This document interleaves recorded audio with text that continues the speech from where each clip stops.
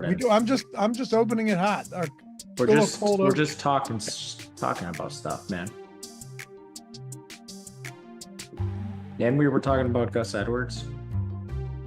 It is true though. Like if you were to not know what comments could be like it's your first time doing content or something, and you just wade into those waters unknowingly, you're in for a real treat. A lot of it's just irritating because of how dumb it is. Of course. But that's just, all in all, it's like 1%, And then if you think of the negative comments, talking shop here, welcome. We'll get into it in 1 second. Just finishing. Oh, here we are live. I'm just finishing this one thought. If you think of the amount of negative comments compared to like views, it's like 0.0001%. For sure. But I don't know. When you have like a negative reaction, even if it's just one, I think it could bring you to like a spot where maybe you don't enjoy the content as much or don't put your best work forward. I think everyone's probably different too in how you react to that. No, you could be right. See, what you don't do is, or you could. I actually respect him for it. Eric just goes full scorched earth. Eric will go full scorched earth on negative comments, and it's great. Yeah, I try not to do that. I don't. You get a lot of it when you're standing in front of the camera from people that don't put their own opinions out there. And you never know what you're going to cause like in someone else's life. So I used to come back at people a lot harder. Now I'm quickly muting people and just ignoring it when it's on YouTube. Like on Twitter, I'll just mute people. Yeah, look, just remember, 99% of these, especially on the Stokastic side, 99% are some good people. Now on the odd shopper side, it's more like 60-40. But we can't win them all. Hey, which is crazy. You lose a lot more playing DFS. I know, but it's different because it's not binary takes. That's true. Right? Because it's included in lineups. Yes. Like on the betting side, you're either right or you're wrong. And even a lot of times, if you're right, you end up being wrong. Like that's what I was saying to you earlier. You could get crazy CLV on spots and it loses anyway. And it's a bet that 1,000 times out of 1,000 you'd make again. And these guys are like, look at this bozo. He doesn't know his head from his asshole. And then you just go, all right, dude, I got you.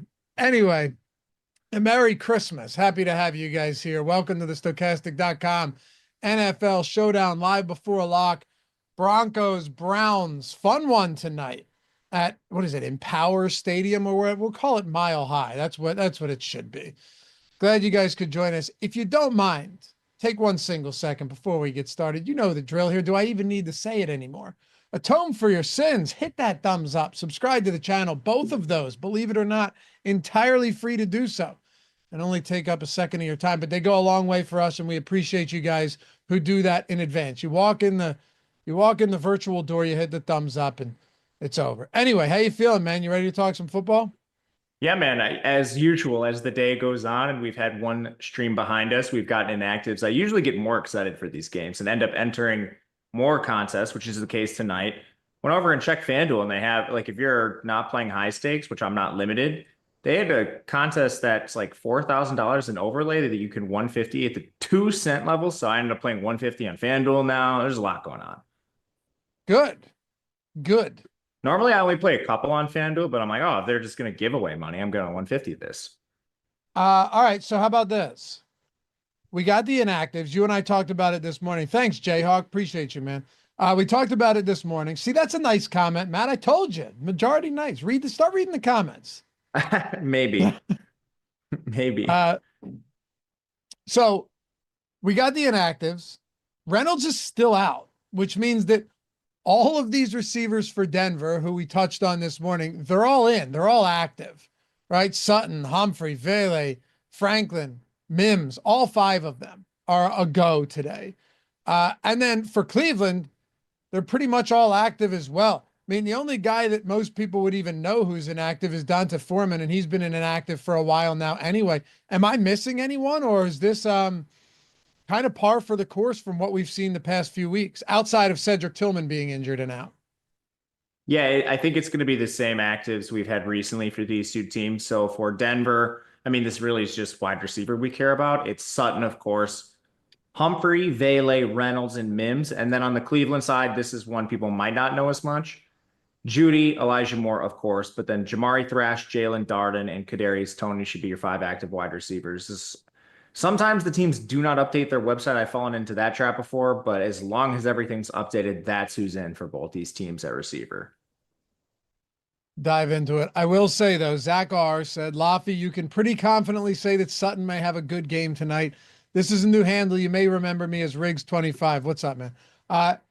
Look, I'm a sucker for Cortland Sutton and George Pickens. It is what it is. And yes, here's the great thing about Sutton today. I can't really be wrong.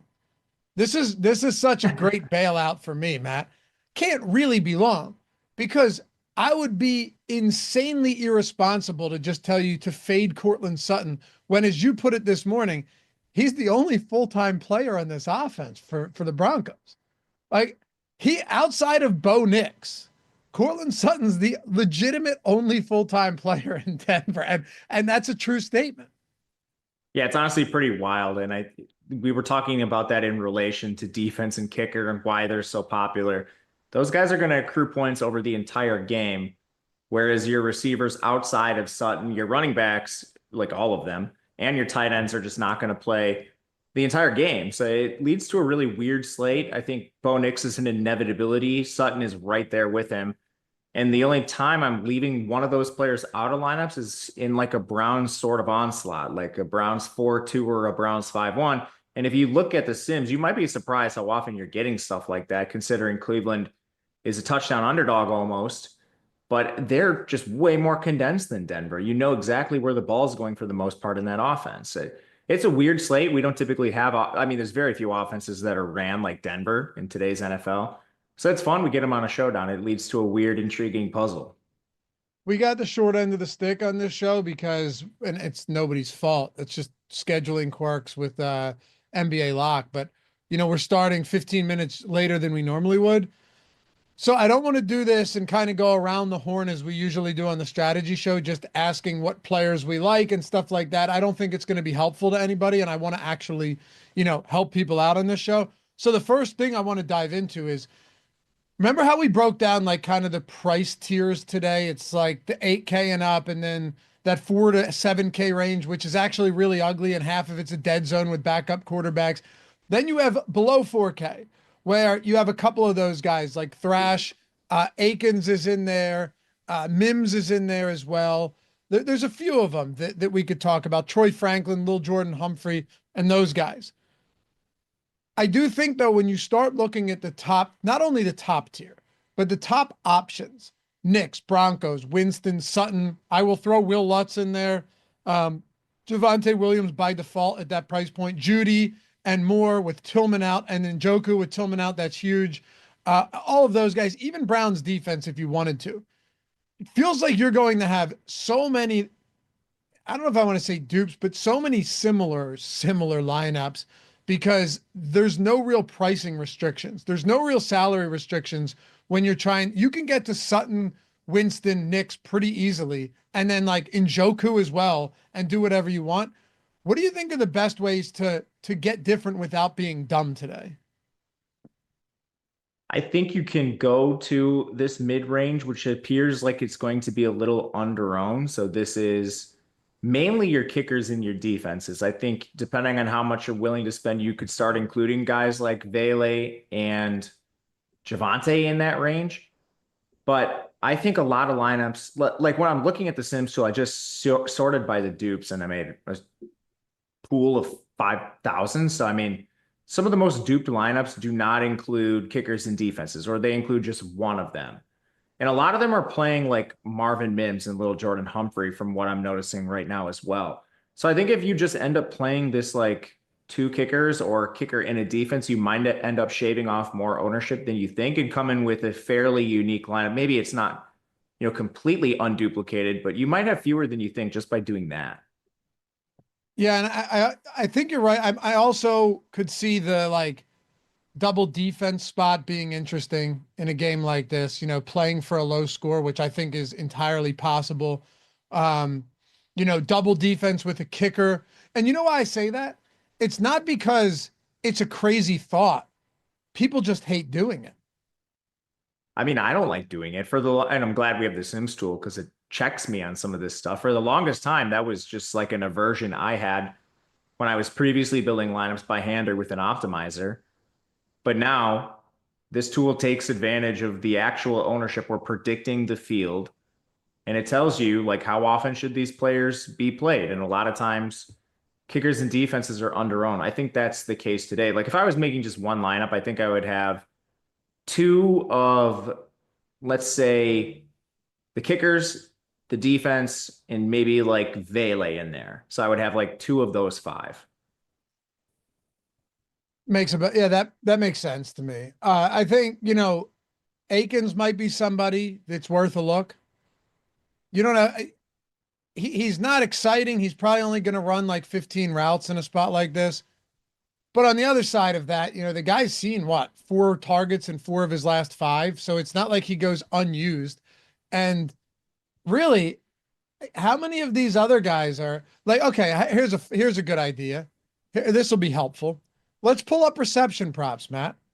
Now that we actually have reception props for guys like Troy Franklin and stuff, right? Because earlier this morning we didn't. Sutton's at 5.5. Anywhere from like -102 to -117 to the over. Njoku, 5.5 over. The under's juiced pretty heavy. So either way, those guys are similar enough. Elijah Moore, 4.5. Judy, 4.5. Vele, 3.5. And then you down to like Lil Jordan Humphrey at 2. It's 1.5 or 2.5. So let's just really say 2. Javonte Williams, 2.5. Adam Troutman, 1.5, under heavily juiced.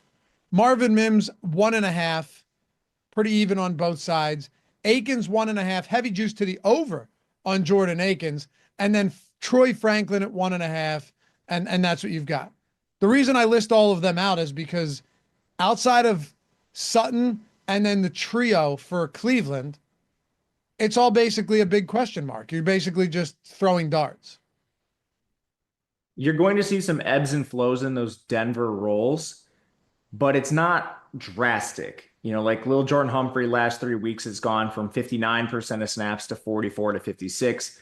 You see similar ebbs and flows for almost every player in this offense outside of Sutton, who's locked into like 90% of the snaps, and Mims, who's like locked into 20. So those are kind of the polar ends, but they'll rotate Humphrey, Vele, and Franklin all in sort of like a 40 to 60% range. I think they're pretty projectable, and I agree with the sports books on most of those. You're looking at probably like 2 to 3 targets, 4 in the case of maybe like 4 to 5 in the case of Vele. But the one player on the site that could see like a substantial uptick in snaps and routes that we're just unsure on right now is Thrash. I'm surprised Akins' prop is so high, but they did use a lot of 12 personnel last week, and they'll probably do so again because of the lack of bodies at receiver, which could lead to, honestly, an increase in snaps for Akins as well. But the 2 players I think that you have a little bit of wiggle room with the projection are Akins and Thrash, and those are players I do want to boost a little bit, especially because like I'm getting a ton of kickers and defenses, which makes sense. I think they're the safer options for this range. But if you're just looking for volatility and projections, I think those are the first 2 guys I would start with. Thrash doesn't even have a prop. I mean, yeah, I'm not surprised. You'd have to set it at probably 1.5, like -200 to the under. Yeah, man. Tillman played a decent amount of that game last week, 53% of snaps. Thrash came in for 21%, and then they just went mega 12 personnel. Njoku 98, Akins 41. And a lot of that at the latter half of that game when Tillman got hurt. But they also beat Pittsburgh, shockingly. There's a world, and a very likely one, where they're trailing in this game and you just can't use as much 12 personnel when you're, getting smashed, and they're touchdown underdogs here almost. So maybe you just naturally see more Thrash because of game script. I personally want to middle this and boost them both a little bit. So that way I have exposure to both ends of the outcome where Cleveland's trailing, or in a rare outcome, Cleveland maybe is playing from ahead, and you do see more Akins and 12 personnel. It's exactly what I did, by the way. Middled Boost, it? what's that? Middled it? I boosted both of them by 15%. Yeah. ROI boost. I didn't boost projection. Yeah, and you're probably getting what, like 5-ish%, something like that? Were you saying Akins and Thrash? Yes. Yes. Both of them. Yep. Yeah, and You that's get exactly like around. 1 to 2. You get like 1 to 2% with no boosts, and I mean, like they're going to be unowned, so a slight boost you probably get like 5 to 7. That's exactly right. Yeah, that's pretty much exactly what I'm here. I'll let me resort it real quick. So, because I still have to actually get my lineups in. I uploaded them to the entry manager. I got that thing has saved my life more than once so far. Having that in the Sims tool when we're doing these live before locks, man, that's gone a long way for me for sure. Yeah, now I'm getting 10% Aiken, 6% Thrash. Totally fine with that. Yeah, and I think that's fine. You'll be overexposed compared to the field. I think this is the kind of risks you want to take when you're playing Showdown, where there's fragility, like identifying fragility spots. I've learned my lesson over like the last year and a half now, not to get crazy with the adjustments, because like we capture most of the range of outcomes in the sim, and the prop market is super efficient for the most part. Usually there's like a 1 or 2 spots a slate where there's some sort of projection fragility that you could boost one way or the other slightly. Thanks, Chris Williams, for the super chat. Atoning via super chat. Don't want to gift and land to gift it and land on the complaining Muppets in chat. We were talking about someone in the other comment, not even anyone specific. I don't think anyone in chat said anything today. To the good ones in chat, sending good karma your way, and thanks, Loughran and Matt, for all you do. Thanks, Chris. Appreciate you, man. Now we get good chat in here for sure. You know what else I think is doable? You're not gonna like this, but I'm getting to Broncos captain. I thought you were going to say something like Kadarius Toney. No, I was like, well, no, I'm I not going to can't. like this. So where are we going? No. Sometimes I'm willing to get a little wild. This is one of those slates I don't think you have to get all that insane though. Like maybe I would do Kadarius. Maybe I'd talk about Kadarius Toney if this was one of those slates where there were, if this were like a healthy Philly team against Detroit. It's like, shit, how do we actually build a lineup without full punting to a 200?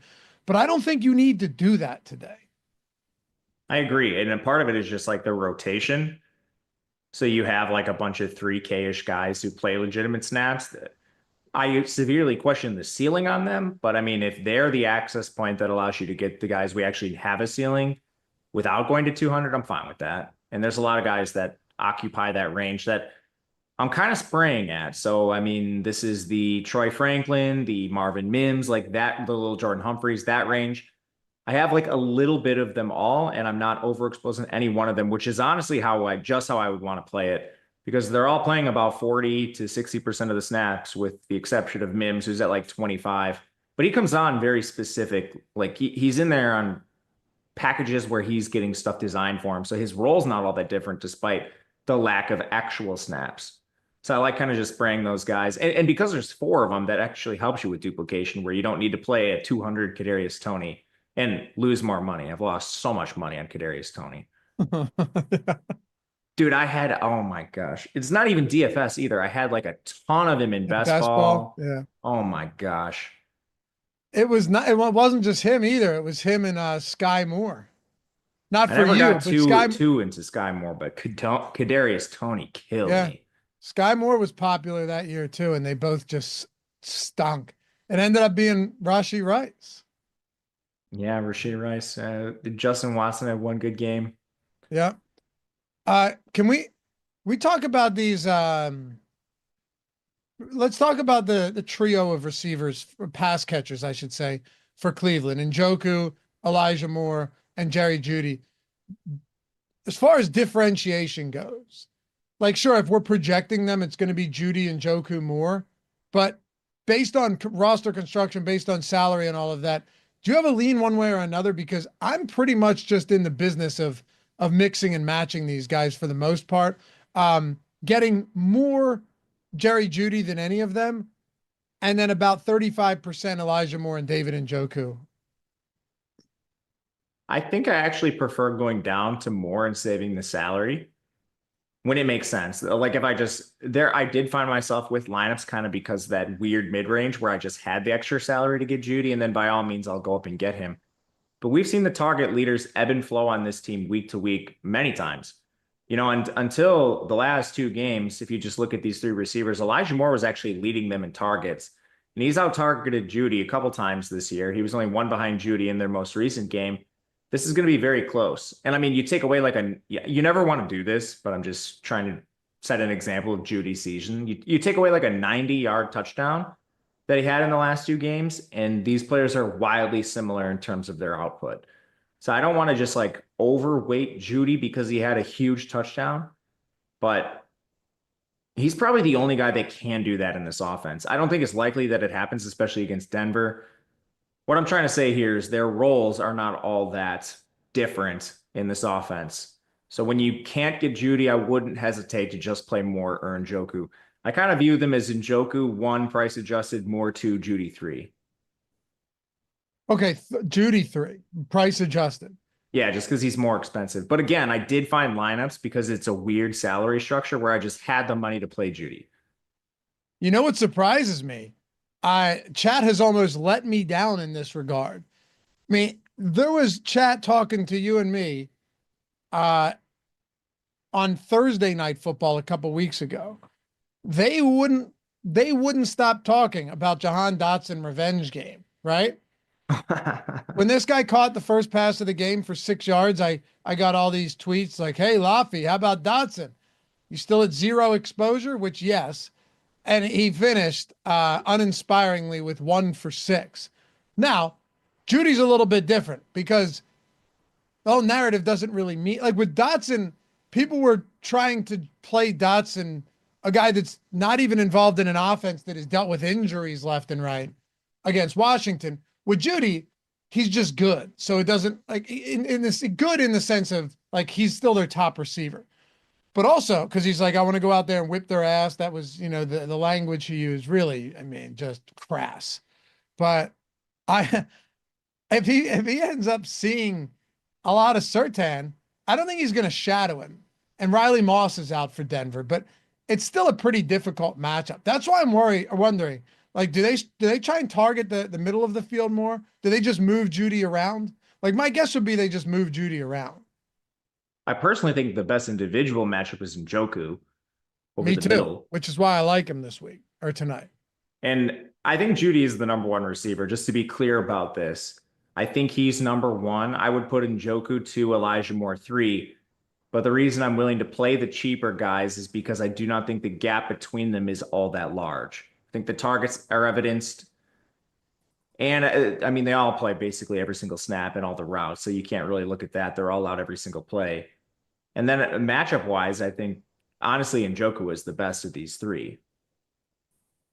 What about Nick Chubb? Because unless you make some manual adjustments, it is going to be tough to get to Nick Chubb. And, last week we saw this in Cleveland against the Steelers.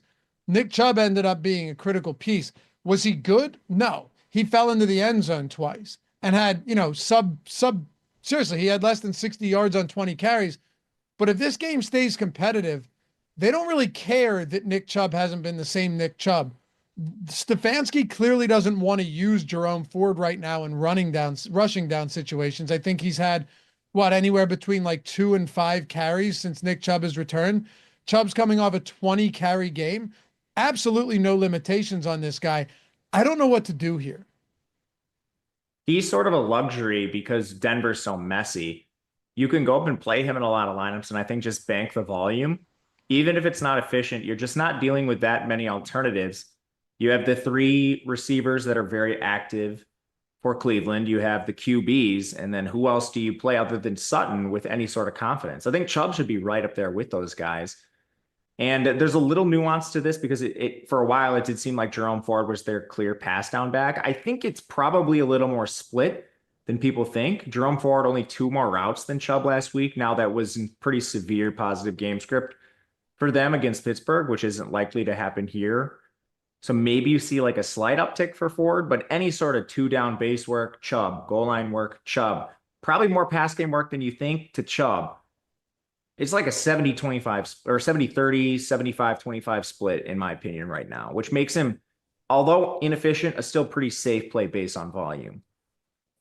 What I'm getting at, though, is if you're trying to get to additional amounts of Nick Chubb, you're going to have to make real manual adjustments here. If you're running the Sims or really anything, because he's just not going to project well, right? Like if you look at, I think his receiving yard prop is, and for what it's worth, I agree with you here. I'm actually making some adjustments on Chubb to at least get some of him into my lineups. But, do you know what his receiving yard prop is today? 6.5. Yeah, that's what I would say. 3.5. So it's Wow. they're basically projecting him for, it's basically, does he catch a pass or not? Right. But he's at 15.5 rushing attempts, 15.5 rushing attempts, 50, anywhere between 51 and 56.5 rushing yards. So he's not, what I'm saying is he won't project well, Matt, anywhere, not just with us. Like if you're using props and Vegas as a guide, as guidance, which you should be, he's not going to project anywhere. You're going to have to kind of inject your own thinking into this if you want to get him. Yeah, I actually really dug into this now. I had a decent amount this morning. I have very little right now. Not much time to adjust, but he's a player I might manually boost here just to spread this out a little bit. He does have a ceiling. It's just not as accessible as I think the QBs and probably Sutton for sure. I did make some adjustments here. I'm playing around with it right now and seeing what it will take to get a little bit of him. What would you be comfortable with? Anything around 10 to 15. Because otherwise you're going to get a lot less. Yeah. Well, I mean, where are you at on the other studs? I mean, I'm pretty exposed to a couple of them. Well, if Denver's defense is shut down, they lead the league in points allowed at home this year with 14 per game. They've really been a stalwart at home. They've shut guys down. They've shut opposing teams down. If you think that can continue, then like Nick Chubb falling into the end zone where all of the pass catchers have pedestrian games, like 3 for 40 and those type of games, 4 for 40, then the touchdown equity with Nick Chubb just goes so much further. Like touchdown props for today, Nick Chubb is at, hold on. Where are you, fella? Plus 155 on Pinnacle.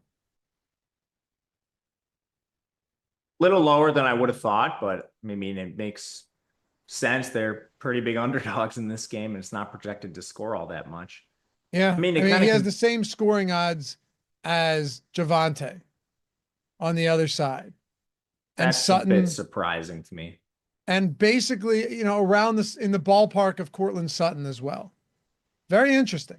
Which kind of makes sense. I mean, like just to talk captains and most exposed players, I think Knicks is kind of an inevitability. It's just a matter of where you want to play him, which is wild because it's really a lack of alternatives. I think Sutton's right there. I think Jameis is pretty safe.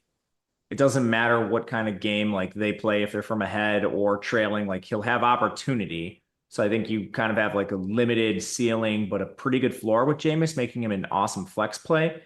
And then I want for sure one of the Cleveland pass catchers, depending on the construction of my lineups, which sort of squeezes Chubb. But I mean, in 150, I don't want to be like a zero. I have this dilemma sometimes with like Derrick Henry when he doesn't project well. I'm like, do I really want to come in with like 5% Derrick Henry and just have a monster Derrick Henry game?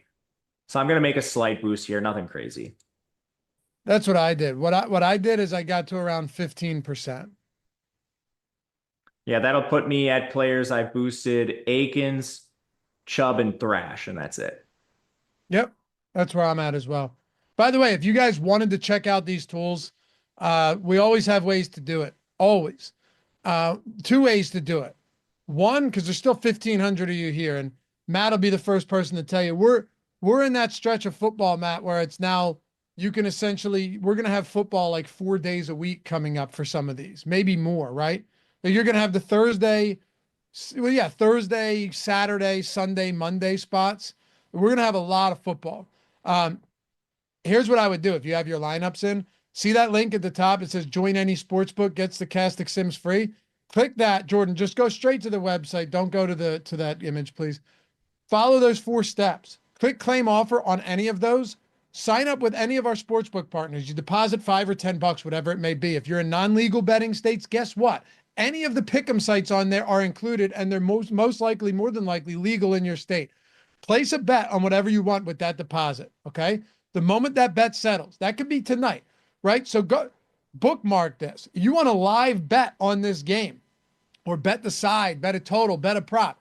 The moment that settles, take a screenshot of your settled bet and take a screenshot of your welcome email and just email it to us at support@stokastic.com. Those are the very simple steps. Choose what you want, click claim offer, otherwise we can't track it. Sign up, deposit, place the bet. Once it settles, email that welcome email and email that first settled bet and get a free month of core, $100 value. That includes the Sims tool that we're talking about with the boost, the exposure caps, having all of the lineups right there, the entry manager, where you can literally just click add to entry, and now all 20 in your play action that you favorited go right there, and you go right back, favorite more, run another one, plug them in. Single lineup sim included, ownership, player projection, top stack, Discord, every tool for NFL is right there. It's a good a deal as you're ever going to get. And say you can't sign up on those you already have, we got the Cyber Monday deal. 50% off. Use Cyber24 at checkout. You'll see it. Cyber Monday, 50% off any light package. 50% off. Huge deal right there. I think you're taking like $40 off of it for the entire month, or for the week, you're getting 50 as well. Click that, use Cyber24. That gets you the single lineup sim, post-contest sim, all that good stuff, and all the other tools. Check them out. You have questions, hit me up in Discord or on DMs on Twitter. They are always open. All right. Couple other things to get to here. Do you have a preference for kickers? Because I'm getting to a lot more LUTs. I'm getting to more LUTs too. I think it's just they're favored by so many points, and they're only 200 apart in price. There's going to be very few times where you just like, oh, I can't find 200 to play LUTs, so I just end up with a lot more of him naturally. Let's talk about some cheap options that we haven't gotten to yet. Are you willing to entertain the idea of like a Jerome Ford, Jaleel McLaughlin, or Audric Estime? Because those guys, you want to talk about no man's land, Matt. That's tough. They're all in the same tier too. In a small portion of lineups, I'm looking right now at all three. It's basically like in the 5% range. That's kind of where I'm comfortable. They're sort of just like a little worse than the receivers in this range because their playing time's not all that different, but their prices are just a little bit higher. So, like I'm getting 5 to 10% of Mims, 5 to 10% of like some of the other players in that range, like Lil Jordan, and then these players are just a little bit behind that in terms of where I'm rostering them. They're difficult to get to. I mean, yeah, because you get timeshare backs, highly questionable workloads. A lot of them have been phased out recently, like McLaughlin's barely touching the ball at this point. And it seems like maybe they would use it like Estime over him at some point. And Ford is clearly trending down now that Chubb continues to get his bearings. I mean, you just have a lot of risk with them too. You have a lot of risk. That I would still put Ford first, and for only one reason. Because if this game does happen to get away from them, there's a good possibility that the snap share shifts towards Jerome Ford and he ends up getting some passes. Like we saw in that game, what was it, against New Orleans, right? Against the Saints. And they got blown out. Jerome Ford played 56% of snaps to Nick Chubb's 30. Was he productive? No, he stunk, but it doesn't matter. Game prior to that was a Chargers, right? They got blown out like 27-10 by the Chargers, 46-35 Nick Chubb. So, or I'm sorry, Jerome Ford. So yeah, that's the one angle there. Now, does Pierre Strong get involved in those games? I don't think so.